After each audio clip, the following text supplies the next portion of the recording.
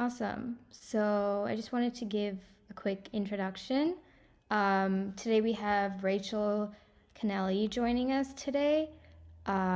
She is a visual and motion designer at Intuit currently, and she was a UW alum and also actually an Eastlake alum. So it's really great to have you join us just to get that, perspective from another person who's gone to Eastlake before. So we're really grateful to have you and excited to learn about your journey in design. So yeah, I'll give it up to you and you can get started. Awesome. Thank you so much for that. Share my screen. And can you all see this okay? Yeah. Yeah. Cool. Awesome. All right. Yeah. So hi, I'm Rachel. I'm Rachel Connelly, visual and motion designer at Intuit. I went to UW and graduated in 2019 from the visual communication design major.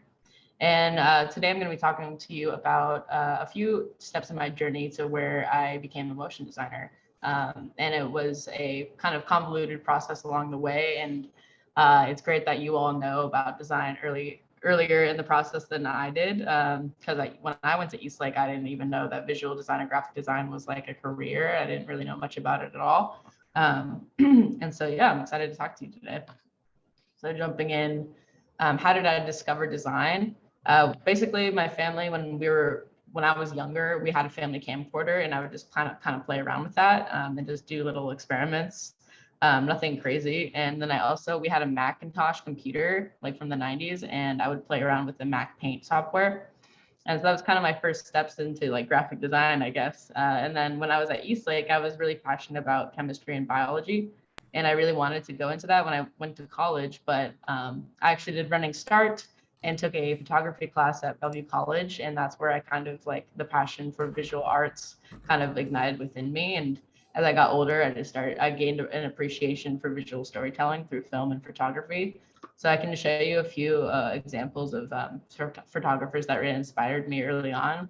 And one of them is Philip Lorca de Corsia, and he would do these film photographs in Los Angeles. And I really love the way that he captures like emotion and the way that he captures the color as well. And the whole composition, you feel like a lot of emotion through just looking at this. Salvador Dali, I really appreciate how he had a lot of dynamicism in his photographs, and all these are staged and completely analog, which is crazy to think about now that we have Photoshop, and a lot of these photos would be made via photo manipulation, but this was all done by hand. William Eggleston, similar to DeCorsia, has like a really, really good sense of color, and it just kind of feels very cinematic in his shots. And you can kind of get a lot of sense of detail and like the of like little details in the grass and like the texture that you see on the building. Andres Gursky was a large format photographer, and I just really appreciate how simple the subject matter is, as well as kind of like dialing back into the detail of the depth of field. So through my design pathway, I can kind of walk you through like graduating through high school and then where I became like a professional designer now. Is 2014, I graduated from Eastlake and began like my freshman courses at UW, and I knew I wanted to do like either film or design. And it took 2 years to kind of get through all of that, like figuring out what I wanted to do and doing your entry level courses. And at UW, you have to apply to your major. Not everyone gets in. So it's kind of like applying to school twice. And the design major is very competitive and it has like a 20% acceptance rate, I believe. So you have to apply to the major through the design entrance course and exam. And luckily I got in, and then 3 years later in 2019, I graduated with a degree in visual communication design, and I began working. Right after that, or I guess like 2022 now, I finally became a hybrid visual and motion designer. And who knows where that will lead me in the future, if I'll become either one or the other or still remain hybrid. I'm going to walk you through a few of the early inspirations I had when I was first starting design. Armin Hoffman, I really appreciate his use of color and composition and experimental typography. They're very kind of like, they have a lot of energy, but also they're very orderly at the same time. And these are some posters done for the for a theater for some events there in Germany. Same with Wolfgang Weinhardt. He would experiment a lot with texture, composition, and typography as well. As you can see here, like the use of collage and color blocking to kind of like allude to this experimental nature, which is, these are both posters for a lecture series, which kind of exemplifies like the complex nature of thought in general.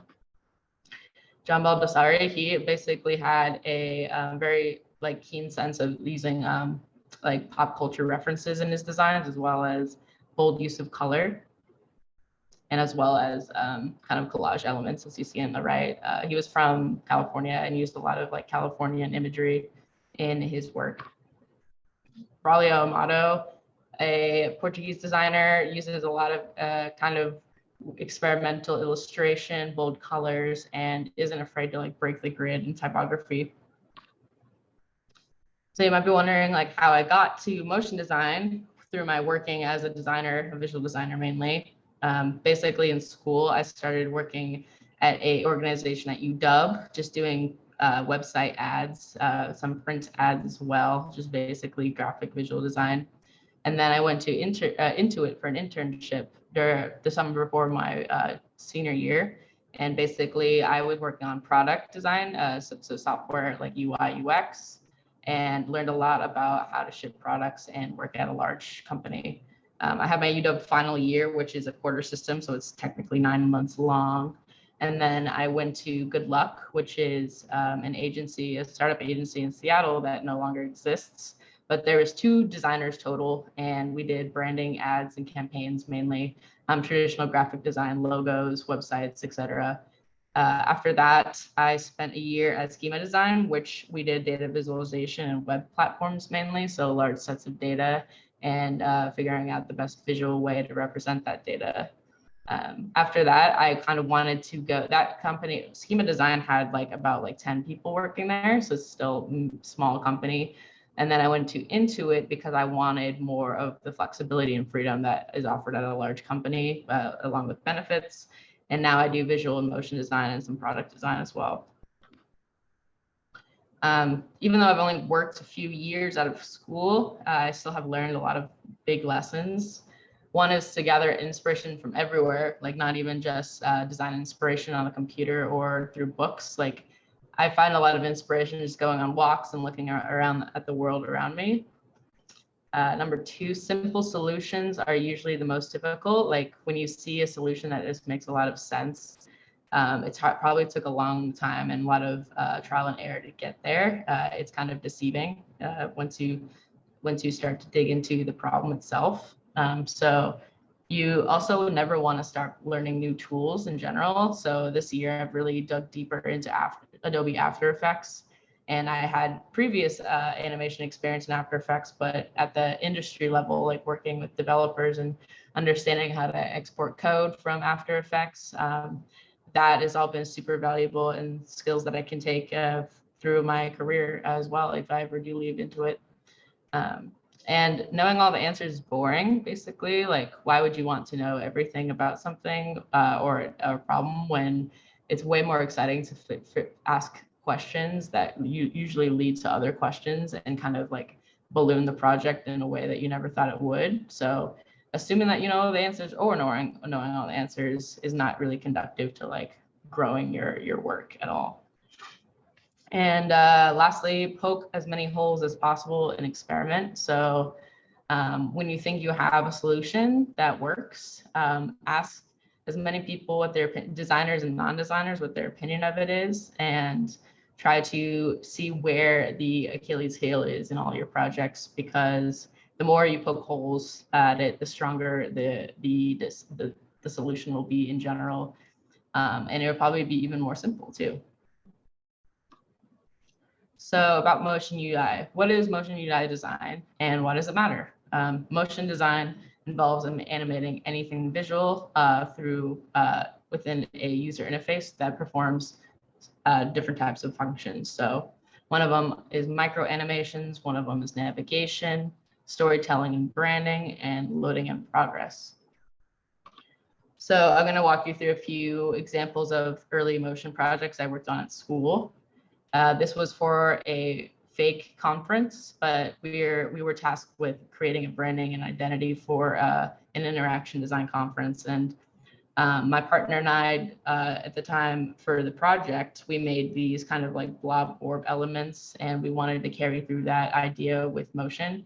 So we animated them in this way, and the purpose of that was to kind of like exemplify the branding and storytelling of that visual system. Here is a different example of motion UI. Basically, this is an app. We were tasked with redesigning a translation app. Basically, we had to kind of analyze an existing app and then reframe it and redesign it into a way that made sense for us. And I was thinking that this would be a great app to have if you were to put your phone on the table and then press the button, and either one of you could sit on either side of the table and have that translation available so you can see it. So it's like a dual UI. And my idea with the pulsing kind of orb in the middle was to exemplify that it is recording. And I wanted to use a color that was really, really different from the UI so you could see it from a distance and you could know that the phone is still recording if you're speaking. And the purpose of it is to show that it's loading progress and indeterminate, meaning that we don't know how long that this animation will play, but there will be feedback to stop it, and that will be when you stop talking, the translation will show. Here is another example of motion UI with basically using micro animations and navigation. So this is an app that I designed with a team of people to help track your baby's development as they grow. And you can see here that we have a few navigational animations that kind of like page transitions that help you guide the user through the experience as like wayfinding points. And you might have seen this this little illustration in the previous slide, where this animation specifically is more about the branding and the storytelling of the app itself. So just trying to show that the sprout or the plant itself grows, and that is actually a visual metaphor for like babies developing, and the plant like grows for each stage that your baby's at. I just wanted to cover some motion software that we use professionally. And I know that you all probably have experimented with some sort of different software that you might use on like iPads or anything. But for us, like we currently use After Effects at Intuit. Some people do use Printable, which is a prototyping software. Lottie animation is basically when you take an animation vector and you convert it into a JSON file, so that it can infinitely scale across every device, which is great if you have a product such as like QuickBooks that has to work on Android, iOS, web, etc. And then Figma, there's some plugins that Figma supports that we can help you with animation, with transitions and Smart Animate as well. Adobe XD is kind of like Printable, and it is very similar in that it's a prototyping tool that has animation built in. And then Webflow is a great tool for building a portfolio or website online that has some really great JavaScript animation libraries that you can utilize as well. So I wanted to kind of break under the hood a little bit and show you what motion design looks like at a place like Intuit. And these are all fake like values just because of like privacy's sake, but basically we have like simple animation on the right that you can see, like a simple toast message pops up. But when you're designing a situation like this, you need a way to translate that data, the visual data, into a way, like a set of instructions so that our developers can understand what to animate and when. So on the left, you can see the different settings basically for each element there, and then the preview on the right for how it's supposed to display. That's also paired with a motion spec timeline, basically has the elements listed out like in the previous example, but on a timeline, so they can visually understand like, oh, this is supposed to happen before these two events happen as well. And you can go back to here and kind of see how that plays out.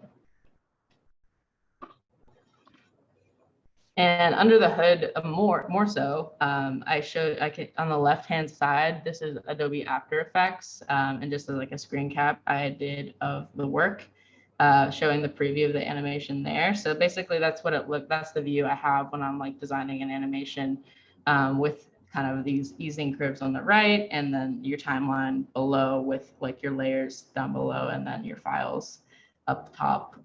But when you do export that Lottie file, which is what we use, and a lot of other companies use Lottie file, is made by Airbnb. That this is a kind of a view of what that code looks like when you export. And there have been some cases where we have made an animation with like text, and our product QuickBooks is a product that is used in many different languages.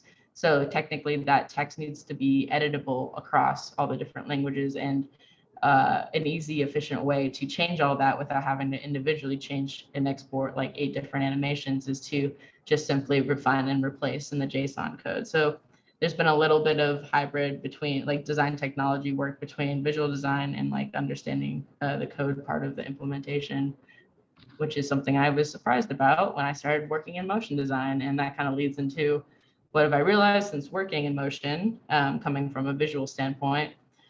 Basically, working with After Effects and Figma, which is what we use to mock up our designs. There's been a lot of time troubleshooting bugs between the two softwares, and figuring out little tips and tricks and Easter eggs even to get some things to export. So like, for example, in the past, like I'll mock up a gradient in one application and move it to After Effects, and the gradient won't show. It'll be like either one solid color, or I'll have like a big X through it. So figuring out like the reasons why, and it usually comes down to like the way you layer your files. Understanding coded implementation is kind of what I just got at, is like if you can understand how things are built, you can easier organize the process. And so you can make it way more efficient if you understand how it's built later on the road, like that find and replace text example I just gave. I also didn't realize how much time would be spent testing out animations, because they do have to work on all those different devices and screen sizes. So that's something to always consider when you first start designing. And working with designers have like a very different way of working than developers do. Designers usually are a little more, and these are all generalizations, but designers usually a little bit more open and willing to speak and talk about issues early on, and kind of like hash out like anything that might be a problem later on the road, where developers have more of a closed door mentality. They kind of want everything just kind of given over to them as like a resource, and then they want to figure out on their own. And sometimes the gap between the way we think has caused a little bit of an issue. So just understanding like how they think, and how them understanding how we think, and building a rapport and a relationship with developers has really made a huge difference in the actual like work itself, which is wild for me to think, because a lot of that comes down to interpersonal relationships, and that's very important in many aspects of life. And lastly, I still have a lot to learn, so much to learn. I feel like I just know the basics right now, and there's so much to learn with After Effects. It's a very powerful program, and I'm excited to learn even about 3D design and 3D motion later in the road. But yeah, that was basically my whole spiel, and thank you for listening. And I guess we can open it up to a Q&A session now, but I listed down my contact info below, my Gmail, LinkedIn, and currently my portfolio is under construction. But yeah, if you have any questions, feel free to reach out to me, but I'll open it up for question and answers now. Yeah, thank you so much, Rachel, for that really in-depth presentation. You answered a lot of questions about what motion design means, because not a lot of people are aware that motion design is actually like a thing that you can do. So thank you so much for talking about that. I guess I had a question, which was that you said you came from a visual design background in UW. So how did you go from that to getting into motion design, and was that transition hard for you, or did you have like a lot of learning to do? Would you like to talk a little bit about that? Yeah, so there's some courses at UW in the visual design program that you take that actually, like some assignments, they make you animate the designs. So at some point during your time there, you have to learn After Effects like at the most basic level. So I learned it there, and then I kind of just kept working on it and incorporated it into my projects because I realized the value of motion and how it really brings things to life and exemplifies like the true power of design. Thank you. And then we had a question in the chat. Nicole is asking, do you think UW courses help you transfer into motion design? What are the things that visual communication major covered in UW? Yeah. So yeah, definitely the UW courses helped me transfer into motion design, just like I just said, like basically incorporating into most of my projects and animating. Like when you're at design school, like you always have to want to build, you're building a portfolio throughout the whole time you're there, and like always kind of that's hand in hand realizing how to build a website of your work at the same time. So it's kind of two projects, and like the more you can figure out like micro animation and user experience, then you realize how baked in it is into visual design. And they're not really like, I honestly think of like visual design and motion as like two sides of the same coin versus two separate entities, because when you're designing, like you want to be thinking about like how could this animate potentially, and it's way harder to like go back after you haven't thought about that at all in the design and like and try to animate it into life later. So that yeah, that's kind of my experience there, and then the things that help. The things that visual okay. Yeah, we in UW we had like intro level typography classes, color and composition. We had interface design classes, visual data visualization class. There's also a class for installation, like if you go to a museum, like the 3D design of like the way that typography is laid out on walls and like floors and like wayfinding signage and stuff. Like the subway system, New York, that's a really good example of exhibition design. Um, and then we had motion. We did have a motion design class. It was taught by a professor that didn't really know the tools though, so that sometimes happens. But overall, it was a really good education. And honestly, I don't. There's not a lot of us like are working in the industry now and don't have plans to go to get a master's degree because it's not really needed in this industry for that. Yeah, from what we learned from Sean last week, it seems that we learn a lot about the philosophy of design, not necessarily like the tools, like when you take part in the design program in UW. So it really just gives you the foundation, and obviously, learning the tools is something that you can always do on your own. So, yeah. Exactly. Mm-hmm. Hey Rachel, I just had a quick question. This was a solid presentation. You seem like you've come like a long way with design. But as someone who's like a beginner in the design field, where would one start with motion design? Yeah. So I would recommend looking up Disney's 12 Principles of Animation. That is a really like foundational write-up of like a lot of very like foundational animation principles, like squashing and squishing and transitions, and a lot of that has actually been translated into motion UI over the years. So I would start by like studying that and like installing After Effects and just learning, like getting comfortable with like starting a file and like learning how to like set up the specific screen size and like just like that's how I kind of learned, especially like Photoshop, is like I would open it and not know what I was gonna do, but just kind of play around with it and press buttons that I didn't know what it meant. And a lot of Control Z. And that ultimately made me really comfortable when I got to design school. So I wasn't learning like the philosophy of design and the tools at the same time. Thank you. Would you say any like specific classes in high school like helped you in your journey? Yeah, I guess like the main class that I had was that Bellevue College photography course, which is kind of a weird non-answer because I left for my senior year to go do Running Start. But at Eastlake, I'm not sure about the curriculum anymore because when I was there, we had like I think I told you before, we had only yearbook class. Like we didn't have any like visual design or like graphic design courses. So it kind of like I learned about it a little later than you guys did. So you guys have the advantage actually. Yeah, I think at Eastlake, I think we still don't have any visual design classes. It's still photography in yearbook, and then you have the AP art classes, which I guess they can kind of get you somewhere along the way. But yeah, there is no class meant for visual design.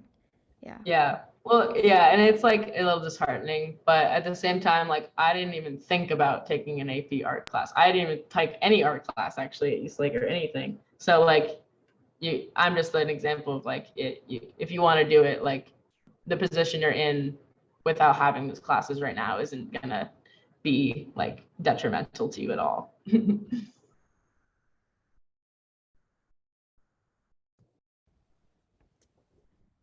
All right, and then I had one more question, which was last last last week we had a conversation about experience design and how design, rather than being a decorative thing, is more of like um, something that helps with functionality and eases life and makes things more easier to do rather than being like a really like out there kind of thing. Like I guess the word to use would be like transparent, right? Design is transparent. So how do you say you try to incorporate that in your work?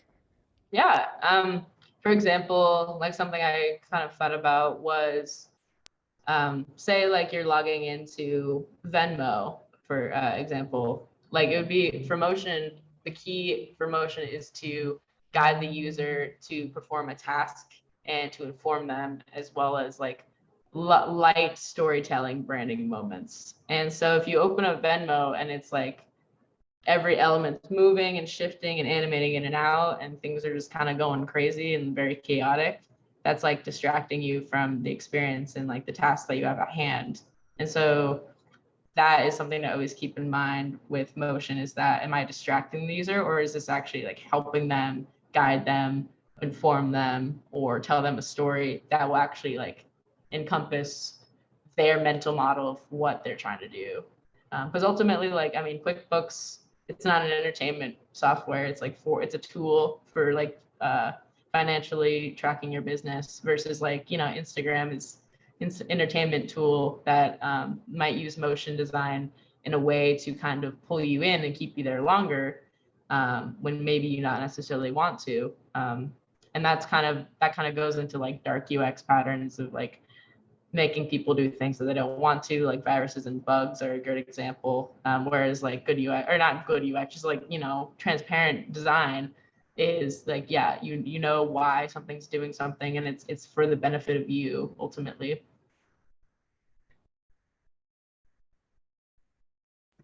All right, and then I got a question to me in the chat, which is, are design jobs well paid? Yeah, let me go back to a slide that I had to show that kind of my journey. So here I can kind of be pretty transparent with you, because I appreciated that when I was your age. This was, I was making what is it called? Like minimum wage, basically.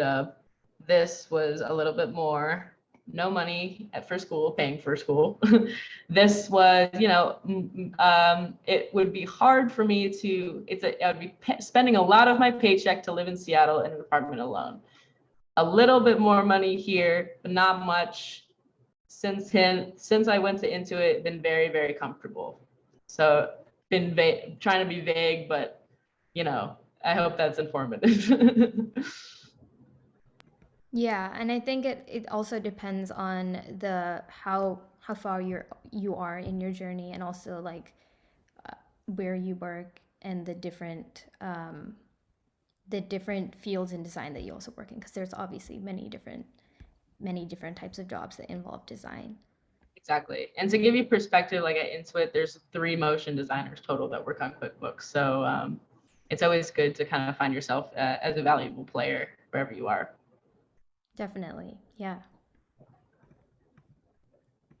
All right. So I got another question in the chat from Chai. He asks, how does design process work? Like, where do you begin drawing your inspiration? You mentioned how you get inspiration from everywhere, but how does that work? Inspiration. Yeah. Basically, I mean, I go on walks when I can't like gather inspiration from like other designs anymore. Like I honestly find that the less I think about what I'm trying to achieve design wise, the more those ideas kind of come in. They basically like, you know, those shower thoughts you have that kind of appear out of nowhere. Basically, like if I go on a walk and I see some sort of like sign or some sort of texture, like I don't know, someone says words to me in a specific way, like that, since I have this design problem kind of in the background of my mind, like minimized, like have it, and but being aware of it, but it's kind of like dormant, having those, being open to inspiration, actively open, like helps you kind of like make those connections I found.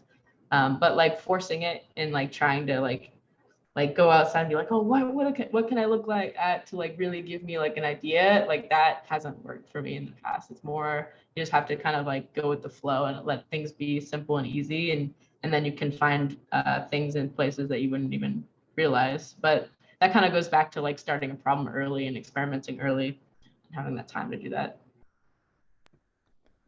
So I had a follow-up question to that, which is, as a part of working on new projects, um, obviously like the goal of like Intuit and other like online platforms is obviously to benefit the people who are using that. So as a motion designer, do you often find yourself working a lot with people in the community who might be using the product, or do you find yourself working with like psychologists or people who basically kind of understand how the human mind works and how you interact with the technology? Yeah, the answer is kind of both. So we have design researchers that work into it that have like specific design methodology based on like cognitive research that helps inform us how we conduct our studies. But honestly, like every week, me and my design team, we sit with customers, both who have used QuickBooks and people around the world in different countries that have never used or looked at QuickBooks. So we have like 2 different sets of data, and we go through and like ask them a bunch of questions and like listen to what they have to say and their concerns and what makes them happy, what's beneficial to them. So that's actually a really big part of design that I really like, is like having that empathy, like customer empathy, or just like user empathy in general, because at the end of the day you're designing something for them, and if you don't know how their mind works or what kind of like things they think about usually, then you're designing for yourself, and that's not ultimately a usable tool for everyone.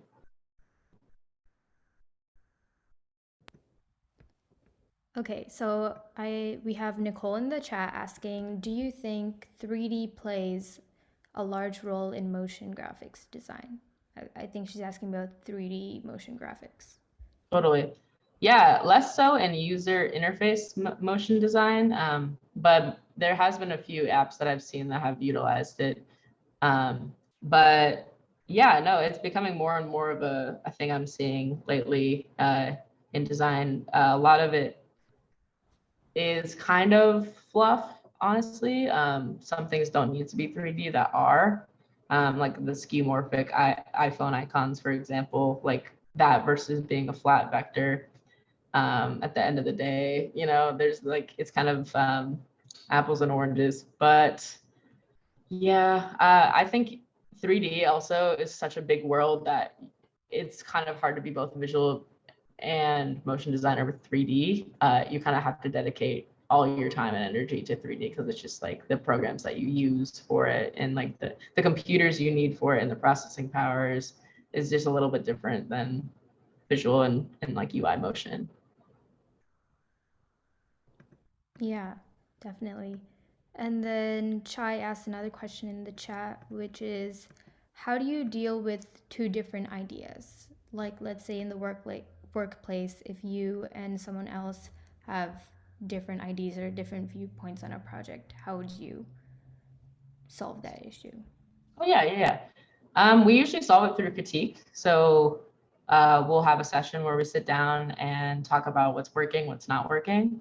And going through design school, you actually learn that skill like really, really well because you're forced to sit and critique for hours every week. And basically, it's a space where you can go around. Everyone hangs up their work or like presents their work, and it's a safe space where you can be blunt and say this is ugly, this is whatever. Like the goal is to be, nice, not mean, but honesty is really, really valuable in critique. And it's a space that it's a very special space because of that reason. Like having everyone has respect and getting that feedback, that candid feedback is really important. So when you have two different ideas, like in the past, like we just talk about a lot. Ultimately, like designers have respect for one another, so there must be a reason why someone's thinking this solution's better than mine. So I'm curious as to why they think that, and so through that conversation we can poke holes through both of our solutions, figure out what's working, figure out what's not, and like ultimately like probably converge our ideas, or like just go with one and then like edit it along the way. But those working styles are very different. um, but that's definitely a skill that you learn in school. Yeah, definitely. I think that's also another parallel between art and design, which at least I experience in my art class at school, which is that like we talk a lot about our art along the way, and we always have stopping points, and we talk to each other about our ideas and like where we're going with it. Even though it's not the same thing, I think the process of actually taking in other people's ideas and willing to change your work can actually be very powerful. So yeah. 100%, you're totally right. Yes. So if anybody has any more questions, now would be the time to ask.